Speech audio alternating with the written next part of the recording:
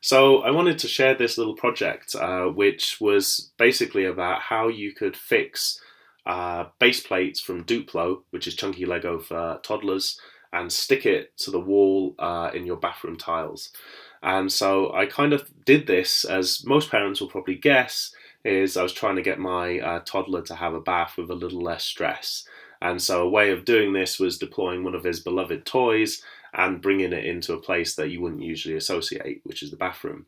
And I thought I'd actually create this video because I put it on this really great website, which if you don't know it, called Instructables.com, and my own profile is down here, which is Hey Jude. And it's a really good resource for makers through to professionals, but also increasingly they've got a subsection around living, which is kind of good for parents and sort of stuff like this. And I was surprised at how many people either hadn't thought of putting Lego vertically, Duplo in fact, or indeed just hadn't even thought of using it in the bath. But actually a lot of people have been, and I thought this was just a really great way to take it one step further with a little bit of engineering know-how.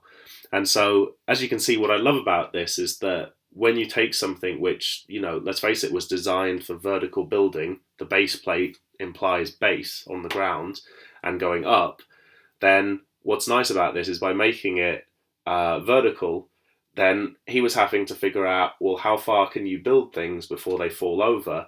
And indeed, things like a window, which open, and that's kind of their function, when you put that on their side, then suddenly they become a trapdoor. And so if you put a little man or too many bricks on it, it falls away. And so you've got this whole thing of things falling into the bath, which obviously can be infested with sharks or monsters or all sorts of these things. And indeed, it's just that thing of how can you take something which is very familiar, give it a twist, quite literally, 90 degrees, and opens up a whole different world of play. It's safe to say that I should probably give a bit of disclosure that I did used to work at Lego as a technology scout and direction designer, but I just want to make clear that this isn't in any way affiliated or associated with that. It's not paid for or any of those sorts of things. This is just genuinely me as a new parent trying to get my toddler to have a bath and doing anything I could. So safe to say there's a little bit of information on Lego giving some advice on cleaning and hygiene around these sorts of things. Do take a bit of time to look that up, as obviously they have official recommendations for it. But safe to say this is not anything new. Go online anywhere. Parents have been putting Duplo bricks in the bath for years. And indeed, you can put them in the washing machine if you put them in the delicates bag, and they come out really quite nice and clean. But of course, do so at your own risk. So, this isn't really a very technical guide, but I just thought maybe that's why it's nice to share, is that you take one of the standard base plates and you take one of these suction cups, obviously just checking that you want them to fit inside the little holes in the back. And this is a two-part epoxy, which is quite a sort of, should we say, professional glue. Do handle it with care, as it gives off nasty fumes to live it using a nice, well-ventilated place. And as you can see, these things you can buy for a couple of pounds or a couple of bucks on Amazon or such like, or any hardware store. And so really, it's worth saying, be prepared, check that the things fit before you mix up the glue. Mix the glue very, very thoroughly. I use 90-second stuff, but you can use the 5-minute stuff or even longer.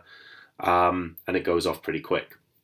So the key is that you want to get it all the way in behind the back, so that what happens is it sets and then it locks the suction cup in place. And as you can see, these holes in the back of the base plate of the Duplo plate, you can see that I'm just packing the glue in, and it really doesn't matter if a little bit splurges out. So I guess you'd call this degassing, which is that by pushing something in, you naturally trap air behind it. And A, you don't want that because you'd rather it have glue in there. And B, it will tend to actually push the suction cup back out with the pressure because the glue's kind of slippy. So what I've done is just found a little nail, or you could use a cocktail stick or anything, and just poked it in to let the gas just go like that. And so it just means it packs in really, really nicely. So leave it to set. I actually stuffed this onto the pane of glass in our kitchen door, and it just allowed me to actually see what was going on and whether the glue was setting nicely or whether anything had come loose. And then all you do is, by putting it reasonably close to the edge, I can actually still get my fingernail behind it. And as you've ever used a suction cup, that's a good way to release them from whatever surface they're on. So it's really not a complicated guide, but I just thought I really was sort of strangely proud of this, as I just think it's been so much fun and really made a huge difference to getting my son into bath times a little bit more. And again, it's just got all those sort of different stories which suddenly take on a completely different angle when, quite literally, pun intended, but also just that jeopardy of falling into the bath and being rescued, or how do you get them back up there? How do they climb up the wall? And I think it's just such an easy foundation for parents and kids to get excited about, and hopefully have a better bath time. So yeah, these are the trap doors that we made, as mentioned, and all those little tippers. And I think it's just nice that these things take on an entirely different role. I thought I'd just share the origin story, if you like, of this. Is that this wasn't my first dabbling with Duplo being vertical, in that, again, if you've been trying to get your kid to learn how to walk without always feeling very forced and pressured, I kind of wanted to incentivize my son standing up. And so I realized that the little holes in the Duplo, which you can see just here, I realised I could just get a screw head into them, and it sort of countersunk it, so it was nice and safe, and he wouldn't catch his hand or anything else on the edge of the metal. And this was just screwing it into his cot, and it just meant he was just really interested in trying to, as you can see from these boxes, pull himself all the way up to then access these things and rip them off or stick them back on. And so I think this is just, for me, one of the pleasures of having a design education, is you just learn how to sort of break things down into little components, and then realize which bits should you possibly consider tweaking. And so this was really just thinking, there aren't many things that stick to walls for kids, and for good reason. You obviously wouldn't want them falling on them, but I think it's fair to say that the nice thing about Duplo is it doesn't build out to such a huge weight or volume that it would fall on top of a child and squash them.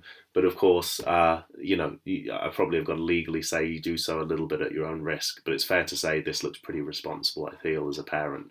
So I hope it just is treated sensibly. But yeah, so take a look at Instructables, as I mentioned. Go check it out. There's a whole load of projects that are out there, which I just think are incredibly charming and thought-provoking for any parent, designer, or professional. So thanks a lot for listening, and take a look at the other ones. Bye.